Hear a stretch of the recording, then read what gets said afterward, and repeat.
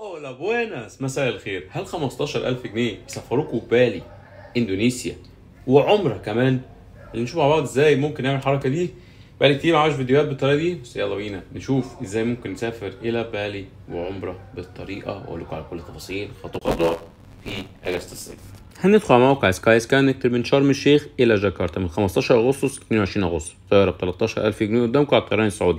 انصح ان احنا ندخل على موقع الطيران السعودي ونعمل الترانزيت في العوده مده الاربع ايام مش في الذهاب عشان نتجنب الباركود. وكمان على نفس الموقع هنقدر نعمل فيزا الترانزيت بكل بساطه على موقع الطيران السعودي. طيران داخلي زي ما شايفين تقريبا في حدود 2000 جنيه او 2500 جنيه، وادي اقامه اسبوع كامل ب 381 جنيه في بالي. اختاروا الجزيره اللي انتوا عايزينها، اختاروا المكان اللي انتوا عايزينه، بكل بساطه تقدروا تسافروا الى اندونيسيا. زي ما اتفقنا هنعمل ترانزيت بس مدته بسيطه جدا عشان ننزل السعوديه عادي جدا، واحنا راجعين ان شاء الله من بالي نقدر نعمل ترانزيت 4 ايام، وده بيتعمل ببساطه من على موقع الطيران السعودي لاي حد نفسه يسافر في اجازه الصيف ويعمل عمره. فرصه جميله، ناس نفسها تشوف بالي، سعر كويس، وبرده الناس نفسها تعمل هاني مون، نعمل شهر عسل كويس. ممكن تستغل الفرصه دي، تقدروا تنبسطوا، بس لازم تسافروا بالطريقه اللي بقول لكم عليها عشان وبالي كمان فيزا عند الوصول تقريبا في حدود $15 تقريبا، والموضوع بسيط جدا.